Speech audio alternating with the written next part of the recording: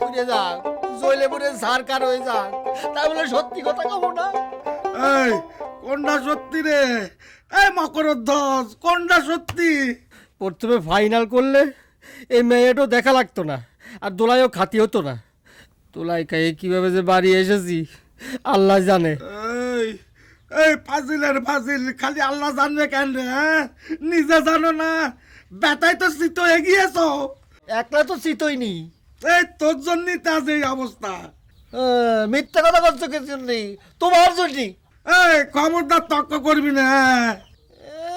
ভয় দেখাও না, ছাতি নিয়ে আর তারা করতে পারবা না। সেই জন্যই তো মুখে জোর বাড়ি গেছে। থামেন তো আপনারা, কিন্তু বড় একটা ঘটনায় মানুষ শরম পায়।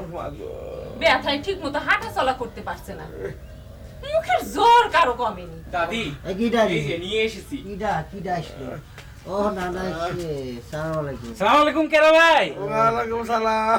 এই অবস্থা কিটা করলো? আর কিডা? আর কইও না বসেন। একবার। আরে মেরামত করার জন্যই তো আসলাম। গণধোলাই মারিছে নানা। ভাবি আছেন কেমন? দেখছেন তো এই দুটা রোগী নিয়ে কেমন আর থাকি। খাকি খাকি পোশাক তো পরি রে। ওই যে পাকিস্তানি মিলিটারিরা খাকি পোশাক পরে যা করলো, ঘেন্নাই ছেড়ে দিয়েছি ভাবি। ভাবি এই যে এই তেলটা একটু গরম করে দেওয়া লাগবে, ঝাড়ফুঁকের ব্যাপার আছে তো। আবার ডলা। না এই শীতে কলা খাবো না। সালা, যা তো হেসেল থেকে শরীফারে কইয়ে তেলটা গরম করে আনবে। আচ্ছা যা ভাই, তাড়াতাড়ি। দেখি একটু পরীক্ষা করে দেখি অবস্থা। এই আছে জ্বর তো ভালোই আছে।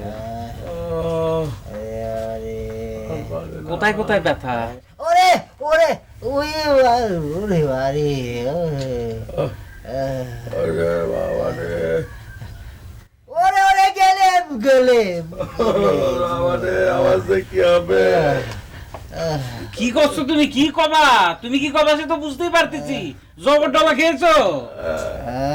এই ডলা যে বলে ডলা। তেল। তুমি এর পায়ের কাপড়টা একটু উঁচু করে ধরো দেখি। আমারে না নানা রে, আগে নানা রে ঝাড়েন পরে আমারে। তাহলে ওর নানারে ঝাড়েন, বুড়ো মানুষ কাতরাচ্ছে বেশি, বাড়ি থাকা দায় হয়ে উঠেছে। না না রে, এই খবরদার হেকমত, তুমি আগাবা না। তুমি গ্রামে যাবে বলে তোমার ক্ষমা করবো না। আরে আমি ধরবো না তো, ধরবে তো সালাম। এই সালাম ঠেইছে ধর দেখি। আরে বাবা রে, এই মারো, আমার 12টা বাজায় দিল রে।